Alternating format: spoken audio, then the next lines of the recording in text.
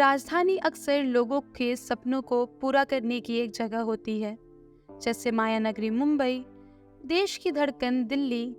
इसी तरह बिहार की राजधानी पटना में भी कई लोग अपने सपनों को लेकर आते हैं। इनमें से कितने बच्चे होते हैं जो कॉलेज और कोचिंग में पढ़ने आते हैं, तो न जाने कितने लोग रोजगार को तलाशते हुए आते हैं। इनमें जहां एक तरफ स्टूडेंट्स होते हैं तो दूसरी तरफ उनके रहने और खाने का इंतजाम करने वाले हॉस्टल, टिफिन और मेस वाले होते हैं। ये स्टूडेंट्स पढ़ाई करके डॉक्टर, इंजीनियर और कलेक्टर तो बन जाते हैं, मगर इनकी पढ़ाई के दौरान इनका सारा समय तो कॉलेज और कोचिंग में ही चला जाता है। पढ़ाई को लेकर भी बहुत सी चिंताएं होती हैं, लेकिन एक चीज के ख्याल से ये बिल्कुल दूर रहते हैं कि आखिर खाना कौन बनाएगा। एक बच्चा जो बाहर कहीं हॉस्टल में रहकर पढ़ने आया है, वो सुबह बिना नाश्ता किए क्लास न जाए या भूखे पेट रात को सो ना जाए, इसका पूरा ख्याल एक माँ की तरह रखने का काम मेस वाले लोग करते हैं। कई बार ये काम आदमी करते हैं तो कई जगहों पर औरतें इस काम में लगी हुई हैं। एक चीज जो हम मेस वालों में नजरअंदाज करते हैं कि उन खाना बनाने वाले और खिलाने वालों की जिंदगी कैसी होती है। ये हमारे लिए खाना बनाते हैं तो इनके लिए आखिर खाना कौन बनाता होगा। इतना खाना बनाने में कितनी मेहनत और कितनी तैयारी लगती होगी। इनके इतने काम करने के कितने पैसे मिलते होंगे और क्या उतने पैसों में उनका घर चल जाता होगा। आज हम आपको पटना के एक ऐसी हॉस्टल में ले जा रहे हैं जहां 2 औरतें मिलकर करीब 100 लड़कियों के खाने का ख्याल रखती हैं।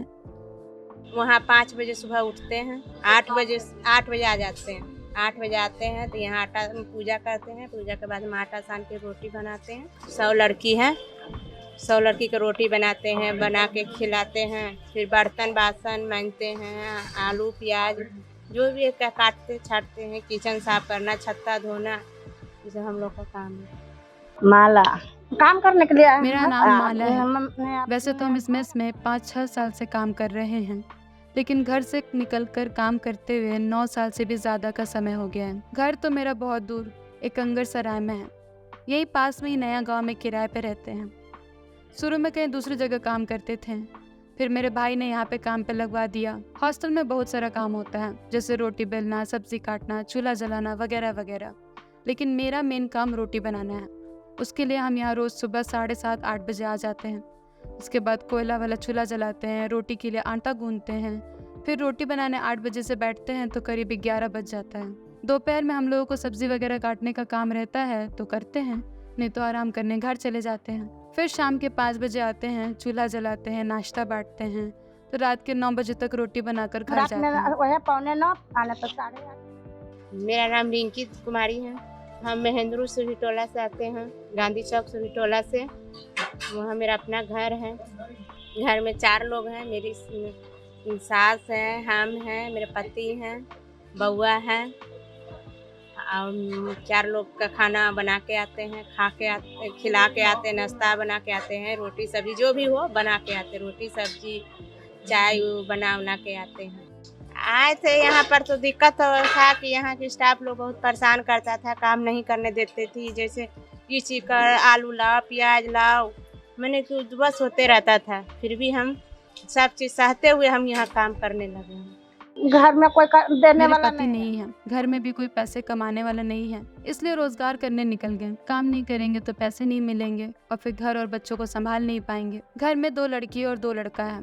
एक लड़की का शादी कर दी है, उसका पति टेंट का काम करता है, और दूसरी एक बेटी अभी 16 साल की है। वो कुछ नहीं करती है। शुरू में पढ़ने जाती थी, फिर पढ़ाई छोड़ दी। हम भी दिन भर काम पे रहते हैं, इसलिए ध्यान नहीं दे पाए। मुसीबत भी बहुत है, खर्चा नहीं जुटा पाए तो पढ़ा भी नहीं पाए। आजकल पढ़ाई भी बहुत महंगा हो गया है। एक लड़का बाहर फाइबर प्लेट के काम में लगा हुआ है और दूसरे को भी पढ़ा रहे हैं। हमको पता नहीं कि वो क्या पढ़ाई करता है। हम पढ़े लिखे नहीं है ना, परिवार में भी कभी पढ़ाई का माहौल नहीं रहा। माँ बाप लोग हमको पढ़ा देते तो हम भी पढ़ लेते, और जो बनने का मन हो जाता वो बन जाते। पढ़ाई नहीं किया मम्मी पापा तो क्या करे। 5 तक पढ़ाई किए हैं, 5 क्लास तक, बस उससे ज़्यादा नहीं किए हैं। आगे इसलिए नहीं कि मेरे माँ पापा के पास में कुछ नहीं था पढ़ाने लायक, इसी के चलते नहीं पढ़ाई कर पाए। शादी 2004 में हुआ है, 16 साल की में थी तभी शादी हो गया था। इतना तो पढ़ाई ही नहीं किया तो क्या सोचते हैं। पढ़ाते तब तो 5 तक कहा गया कि 5 के बाद नहीं कुछ सोचता कि ये बनेंगे वो बनेंगे। जब 5 क्लास तक पढ़वे किए तो क्या सोचते हैं आगे। सब्जी बनाते हैं। खाने में हम सब चीज़ बना लेते हैं, दाल चावल रोटी सब्जी जो कहेंगी वो सब। यहाँ अभी 80 लड़कियों का खाना बनाते हैं, कभी कभी 100 हो जाती है तो उनके लिए भी रोटी बनाते हैं। रोज सुबह से हम सब हजार रहता है, हजार सब रोटी लोगों के बनाते बना हैं। देते हैं। मेरा जैसा ना वो हमसे बढ़िया बने। वो तो ऐसे बोल रहा है कि हम फौजी बनेंगे। अब आगे वो जाने, वो तो बोल रहा है कि हम बोले हैं बेटा तुम बढ़िया से पढ़ो, हम इस नहीं कि मन लगा के पढ़ो, तुमको बहुत परेशानी से हम पढ़ा रहे हैं, कैसे मुश्किल से पढ़ाते हैं, बढ़िया से पढ़ो। वो सोच बोला है कि हम हाँ ठीक से पढ़ेंगे, हम फौजी बनेंगे। पहले शुरू 3500 मिला, 2500 यहाँ मिला। काम का ज़्यादा आगे पैसा नहीं मिलता। शुरुआत में 3500 मिलता था, अब बढ़ा है तो उसमें भी घर नहीं चल पाता है।